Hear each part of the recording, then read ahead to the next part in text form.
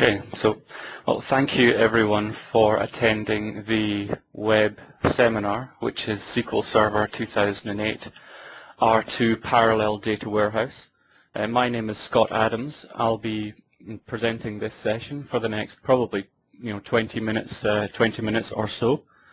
It is a fairly high level or introductory session, looking at just introducing Parallel Data Warehouse, looking through the evolution of Microsoft's data warehousing offerings over the last years, and then looking specifically at PDW, what it is, kind of how it works at a pretty high level, one of the case studies, and then how you might go about evaluating or looking at PDW yourself. As I said, I'll be presenting this. My name is Scott Adams. I'm a principal consultant at IMGroup in the Business Intelligence and Data Warehousing practice. I joined IMGroup from Microsoft, where I was one of the senior architects for business intelligence there in their enterprise group. And previously I ran data warehouse products at Business Objects, which is now, of course, part of SAP. And the rather horrible picture is of me sitting on the Eurostar the other week when I couldn't get connected to this and do the session. So I'm glad that I'm able to do it this week and have a microphone that works and so on. So I'll start by just first of all introducing SQL Server PDW, or we'll just call it PDW from now on. Some of you may know this as the project, which was formerly codenamed Madison. So there was quite a lot of talk, obviously, about Madison in the years leading up to the release of PDW. That project was the result of the acquisition of the technology acquired from Data-Allegro. Microsoft announced that acquisition back in 2008, and it was a response to, I guess, response to the market requirement, which was demanding Microsoft build massively parallel, so therefore highly scalable versions of SQL Server. In order to do that, of course, Microsoft would need to take into partnership hardware vendors and come up with a new type of solution, hence technology acquired from Data-Allegro to enable us to do that. What it does is enables you to build data warehouse solutions, so primarily business intelligence data warehouse solutions that manage hundreds of terabytes up to a petabyte of data using standard standard hardware from various different hardware providers and SQL Server software, SQL Server database software, and of course Windows Server software. So software that people are already using in their organizations, already have skills and are familiar with, together with a hardware platform, again, that's industry standard and that people already have infrastructure skills and existing relationships with those vendors. What PDW is, as opposed to, say, a regular kind of system that you might install SQL Server on, is an MPP, or a massively parallel processing system, where each compute node shares nothing with any other node. So you're distributing, whether it's a query or normally a query workload, across multiple nodes which are not sharing disk, CPU, memory with each other. That contrasts, of course, an SMP, or symmetric multiprocessing node, which is your typical scenario prior to PDW, where you would install SQL Server and scale up a box by adding more CPU, more memory, more disk to try and accommodate additional scale, whether it's in users or data or workload. PDW is perhaps different. Well, I think it's fairly unique in one aspect to maybe other data warehouse appliances, in that it enables not only the idea of a centralized data warehouse, so a massively scalable appliance, but also, quite importantly, this idea of a hub and spoke architecture, and some really quite some good support for deployment of this hub and spoke architecture, which is actually perhaps the most common type of data warehouse architecture deployed in large organizations, and I'll go into that in a bit more detail later. And importantly, that hub and spoke architecture can contain both MPP and SMP nodes. So if you have existing SQL Server, data marts, data warehouse, or existing use of components such as analysis services, you can incorporate these in this kind of hub and spoke architecture that you might deploy with SQL Server PDW. And again, a bit more about that later, because I think that's quite an important point, at least in my opinion anyway. What's quite good or significant about PDW is that it does have very good industry support alongside it. So anyone who's been in business intelligence and data warehousing over the last, I guess up to about 20 years, 15, 20 years, will be aware of the work of people like Ralph Kimball, like Bill Inman, both of which are credited with significantly kind of inventing and moving on the disciplines involved in designing and deploying large-scale data warehouses in organizations. Bill Inman is, of course, credited as being the father of data warehouse, indeed coining the term the data warehouse in one of his first books on the subject.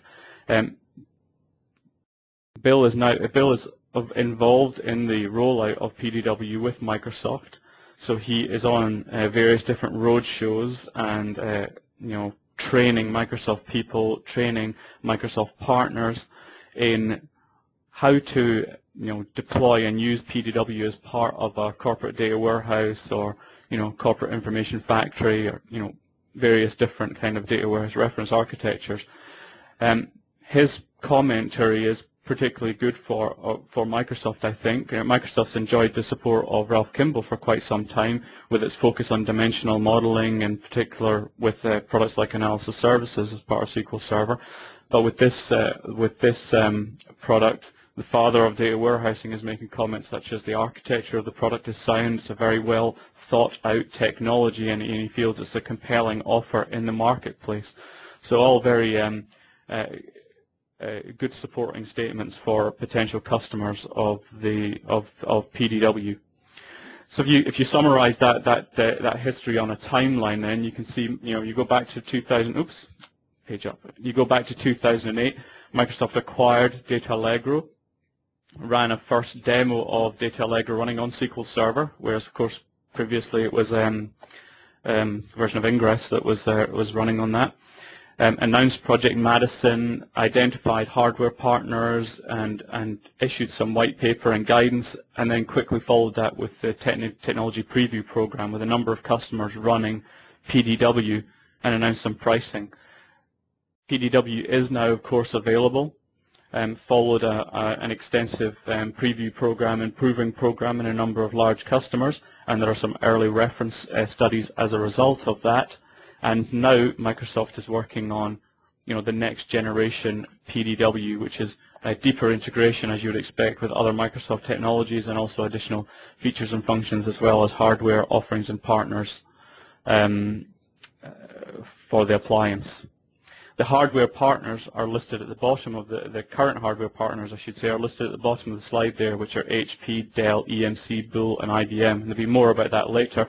But what that means is you can go to one of those partners and buy pre-configured appliance, which is the SQL Server, the PDW appliance, parallel data warehouse appliance. Where this fits in overall scheme of Microsoft data warehousing is, as you'll know, people have been building data warehouses on SQL Server 2000, I guess, upwards, probably 2005, 2008, where they are indeed targeting multi-terabyte implementations. There were specific enhancements made in SQL Server 2008 to enable data compression, new kind of merge statements for write and updates to tables for ETL processing, resource governor, to tune the use of specific resources for the workload that you are anticipating as a data warehouse as opposed to an OLTP system, and things like the star join optimization, which helps the optimizer recognize specific query patterns that you might find in dimensional modeling or systems that have been modeled using dimensional modeling techniques. Naturally, people will hit a limit. The limit is not really defined there because people have obviously implemented systems which are hundreds of terabytes of SQL Server 2008, but they're very specific workloads. Typically, data warehouses tend to be, multi-terabytes, but not maybe tens of terabytes on a standard scale-up SQL Server platform. Fast Track Data Warehouse was then introduced by Microsoft close after actually the acquisition of the Data Allegro company, which partnered with a number of hardware vendors and provided reference hardware architectures and software installation guides for scaling up SQL Server.